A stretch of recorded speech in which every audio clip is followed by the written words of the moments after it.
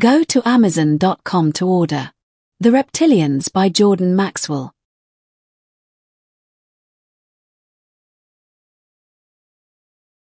I remember being on a table.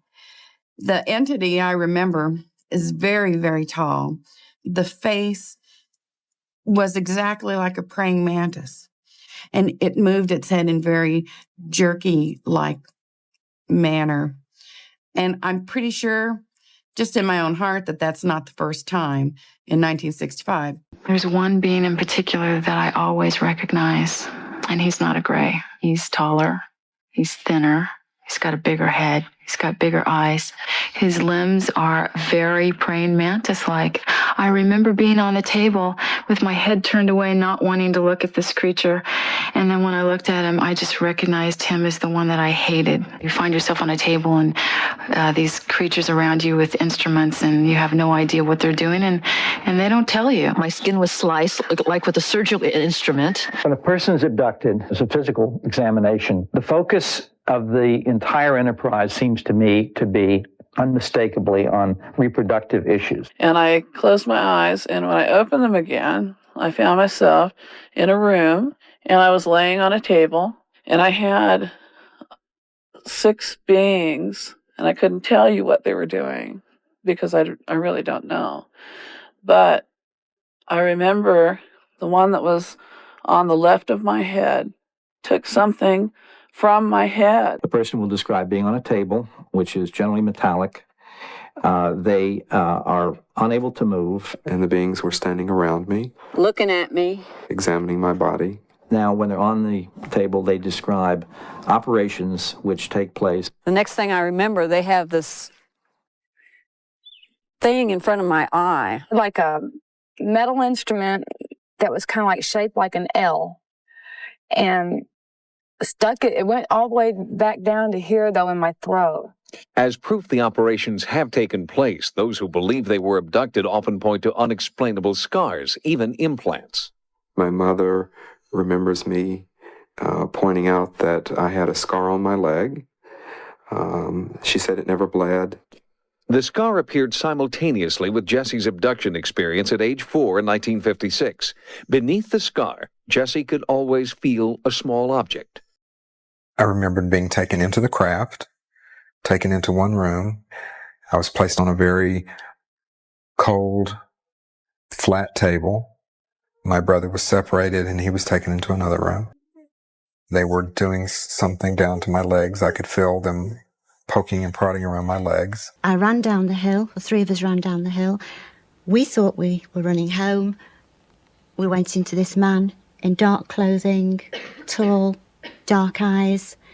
Then there was a sensation of floating and then being on a table and having feelings of ice put on our legs and lights shining in our eyes, and that's all I remember. And there were 6 of them, and they all looked the same.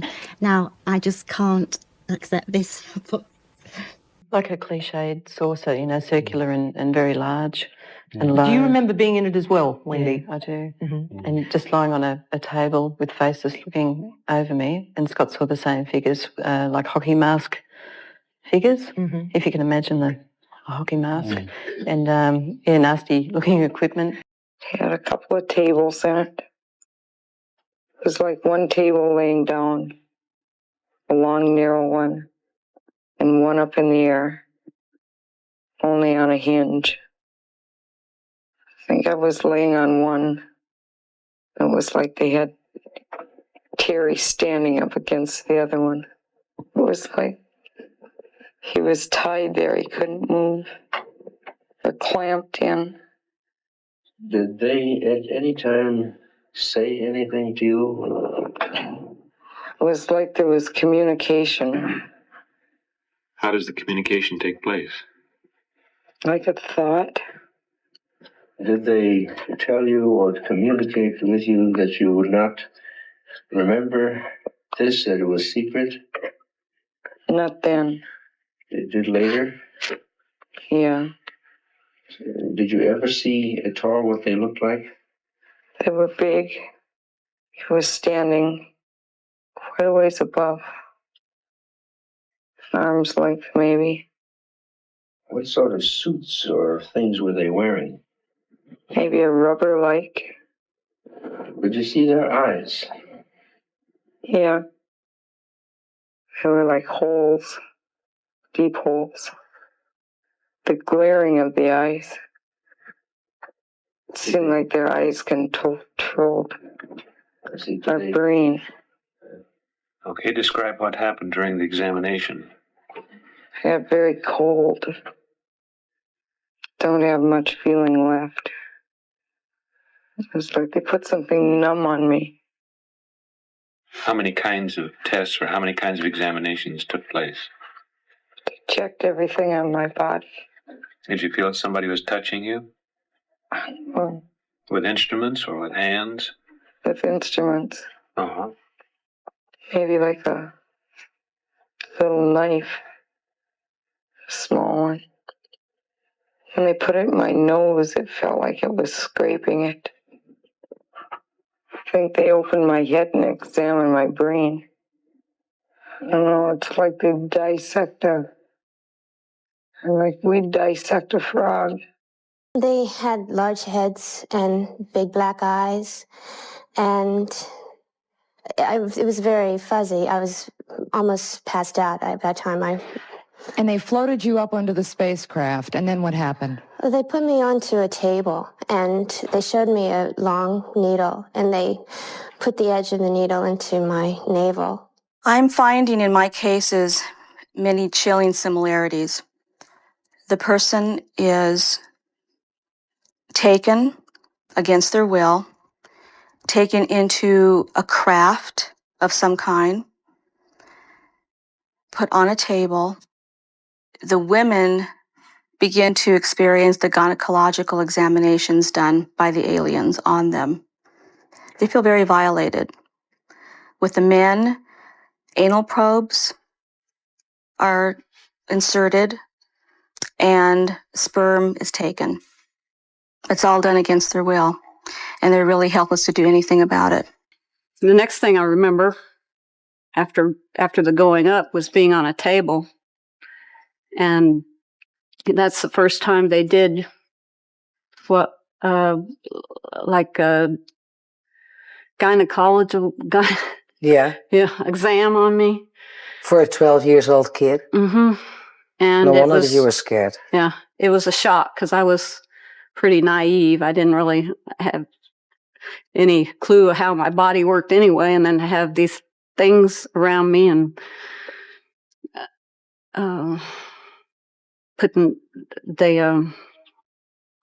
they checked me out and they put something in me, and it was really traumatic at the time. I feel like it sort of took some of my innocence away at the time, and it bothered me. They took me into a room. I was told to disrobe, and I was embarrassed. I didn't want to undress, and yet I couldn't stop. They told me to take my wedding rings off, which I did. And then they led me to a table and laid me down. I remember them telling me that I was either going to have a baby or that I was pregnant. I wasn't quite sure. But what they had done was remove a fetus from me and implanted another, which was really emotionally hard for me. They've gone in with needles through my abdomen. They have gone in through the vagina and taken out small, what looked like fetuses that couldn't possibly survive. Women say routinely that eggs are extracted from them, that this is something that is common. It's common for every woman who has ovaries intact. We don't really see a whole lot of exceptions to that. I'm sure there are exceptions to it, but it's extremely common. And harvesting eggs. All of these are drawings by abductees. It's white. It's so white. It's like it's round. I can see Helen. She's on a board. It's shaped like a table, like a school table. There's something on the ceiling. It looks like operating something which would come down. My eyes, they're looking into my eyes. It feels like a burning sensation in my eye. They look like grey people. I think more white than there was grey, like, and they're big almond eyes, very big, and you can hardly see a nose, but you know a nose was there, and a mouth. And sometimes the mouth was not there. And other times, you knew there's sort of a line. In fact, sometimes you can see like a only tiny red line there. He's touching my face, touching my hair now, looking at my heart. They're looking at my eyes. What basically is happening is people are being examined medically. They're having toenails removed, they're having hair removed, they're having skin samples removed. I was lying on a table on my back, and my head was placed in a kind of restraint, and I saw this instrument coming down toward my face. I was terrified, first of all. Secondly, when I realized what they were going to do with this pronged instrument, I couldn't believe it. Beth claims she could feel the pressure of her eyeball being pulled free of the socket, and that it was extremely painful. Unconcerned, the aliens went about their business. Something was done behind the eyeball, some procedure behind the eyeball that I could feel, but I couldn't see, obviously. The eyeball was then in some way reinserted or replaced in the socket. I was pushed into a room that I describe as a large hospital ward. There were tiny little tables about 1.5 feet tall all through this hospital ward, and there were unconscious human beings laying on all of these tables, and there were these little short off-white beings, naked guys with big black eyes, doing things to these people on these tables. I can then remember arriving in a room that had like a platform table in the center and being made to lay on this table. And I had various medical things done to me at that time. I had something placed actually into my head behind my ear that caused me a great deal of pain. I also had something placed up my nose, and at that point I thought I was going to die, but I didn't. I had various sort of needle things poked into me, and I was prodded. By the aliens were doing all this? By these little beings, yes. Little 3.5 feet tall beings, tan, grey in colour, with very big eyes, big heads. And then later on there was a larger being, about 5 feet tall, slightly different colour, that came up and kept staring into my face and was showing me all these images and things. And I had something actually at one point moving around inside of my stomach, and at that point I can remember just feeling as though I wanted to die. They brought me forward into a room which looked exactly, well, not exactly, but it's reminiscent of what a doctor's office would look like. It appeared to be a medical room. There was a table in there, and they led me over to the table. And somewhere in the process, I was disrobed, and they laid me upon the table and performed some kind of medical procedures. They appeared to be gynecological in nature. And after a time of performing these procedures, they finally got through with whatever they were doing. And then they got me on up from the table. He rose up, and when he got to the end of the cloud, he passed out and woke up on an examining table. And that's the time in between. He didn't remember anything. Of course, when he first came back, he didn't really remember a whole lot of that either. That took time to develop the details by stressing his memory to get it. First thing I remember looking at was this bar of lights flashing slowly above my head. Now, this is what the bar of lights look like. Laying on a table, your head is up here, and you're looking up. You see blue, green, red, blue, green. Green, blue, red, green, blue. You know, back and forth. Flash, flash, flash, flash, flash, flash, flash, flash, flash, flash. And it was doing this.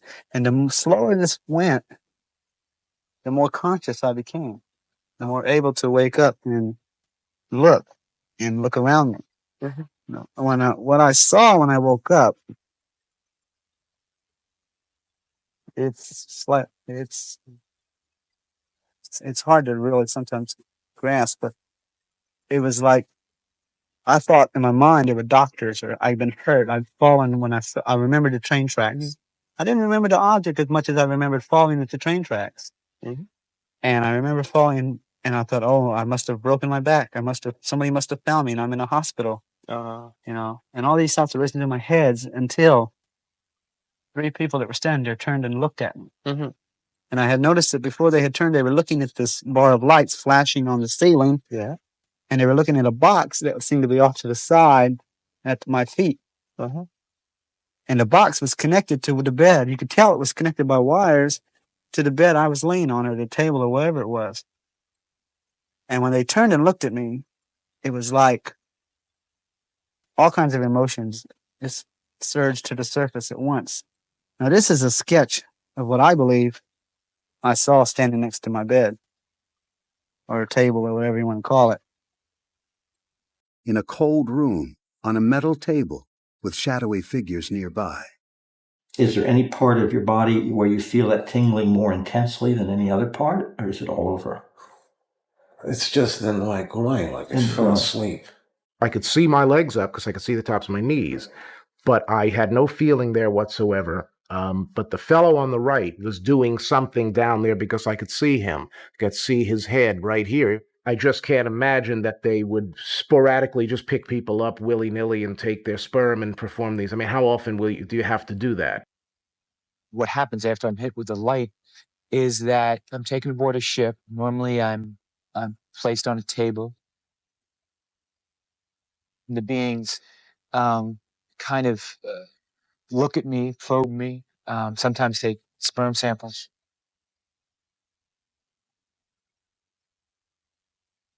Look in my eyes, my ears, that type of thing. And then after that, I'm usually taken into another room, and I'm literally shown events of the Earth. They've showed me future, what seems to me to be future cataclysmic events that where the Earth is heading. What's happening? They're taking me. Where are you? I'm laying on a table. How old are you? 18, 19. Want to express it more, the anger?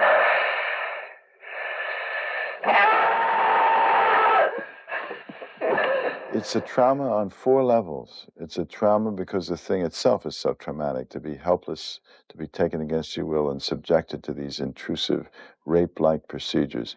It's traumatic because of the isolation that people feel. They can't talk about it. The parents will say, well, that's your dream again, or your nightmare. Thirdly, it is philosophically shocking to people's worldview. I mean, this is not supposed to be. This, in our worldview, this is beyond extraordinary. It's impossible. And then the fourth thing is that it can recur at any time. I mean, it's not like other traumas that are over when they're over. They can be taken again. And 2 figures about my size came up, one on either side of me from behind. And they said, well, you come with us, Chris. Well, I saw it was a ramp. It looked like a metallic ramp that entered a doorway. And they put me on this table, and they clamped my skull into like a vise of some sort. I remember I just couldn't move, and I saw this contraption. It was metallic, and they clamped it firm. I could not move. And they rammed something up the back of my head, and it hurt like the devil. I was screaming. And they packed me up and walked me out of the ship. And I'm running back home.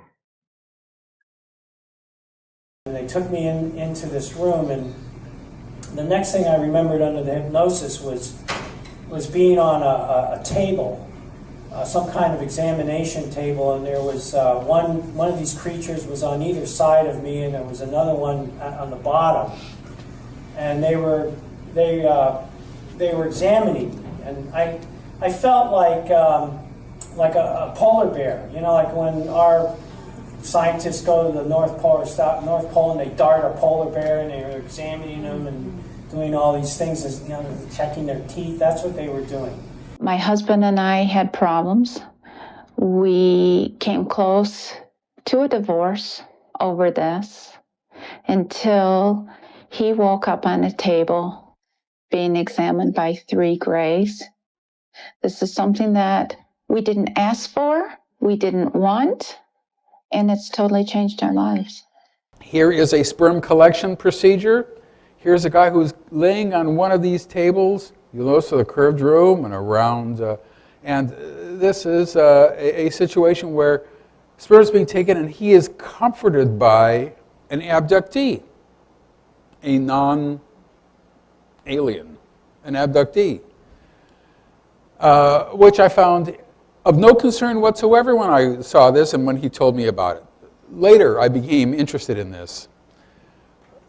So it takes sperm, we know that, all the time. In fact, Barney Hill in 1961 said that they had taken a sperm sample, but when a book was written about them in 1966, to our amazing luck, he refused to have that put in because it was so embarrassing. He didn't want people to know.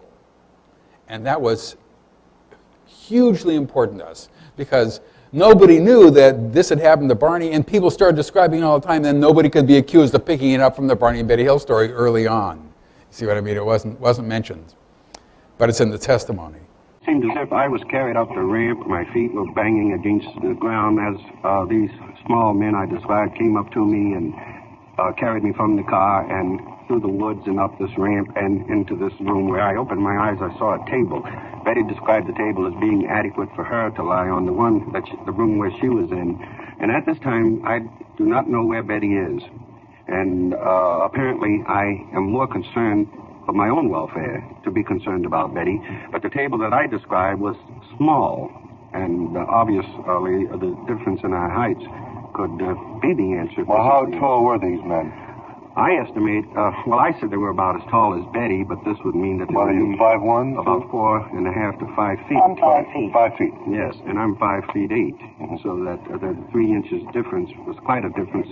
And I said that the table was too small. Where I, too, was given an examination, I'm very conscious about my teeth. I was very upset about I only got as far as saying something went into my mouth, and I did not bother to tell the doctor, and he did not press this as to what was happening, but I can only think now that this would have been when my teeth would have been extracted.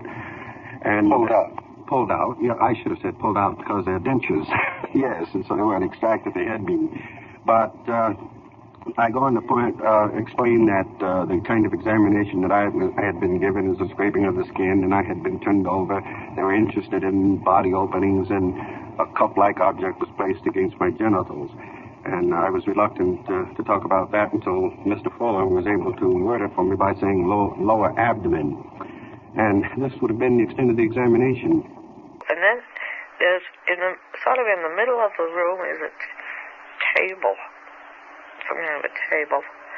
It's not up very high, about the same height as a desk. So, I lie down on the table, on my back, and he brings over this,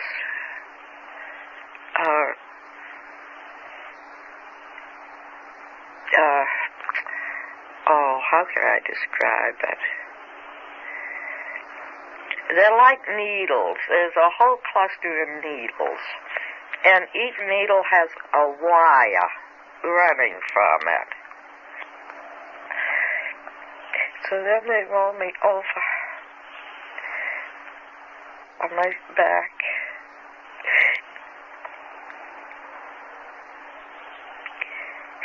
And the examiner has a long needle in his hand. And I see the needle. And it's bigger than any needle I've ever seen.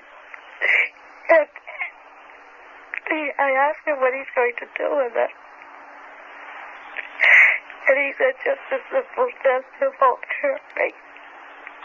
And I asked him what. And he said he just wants to put it in my navel. And it's just a simple test. And I don't know, it will hurt. Don't do it. Don't store. And even though I won't hurt. And he sticks a needle into my nail.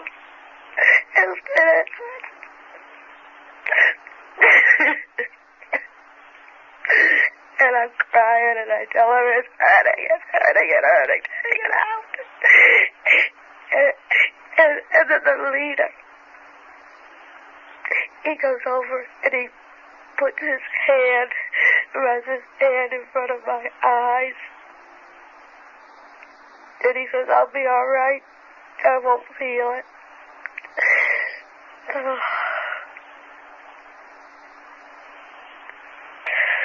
And all the pain goes away. Louise Smith ultimately remembered waking up on what seemed to be an operating table with strange creatures peering down at her. They were about 4 to 4.5 feet tall, and they wore a dark, tight-fitted suit and a hood. The hood was tight-fitted also, you know. The only thing visible was the eyes. They were very huge and pointed more to the temple, not straight across like how our eyes would be. There was an odor. It was almost like a mold. Have you ever smelled a refrigerator that's been fastened up that with no electric for a long time, you know? And you open that door and you get this kind of moldy smell. I smell that. And I have never been asked this question, but now is an opportunity to bring this out also. The odor itself, I smelled stronger when the beings were near me. And when they looked at me, we did not talk verbally like we're talking now. It was a telepathy type thing. And I would tell myself I'm not going to look at them, but there was no way I could resist, you know.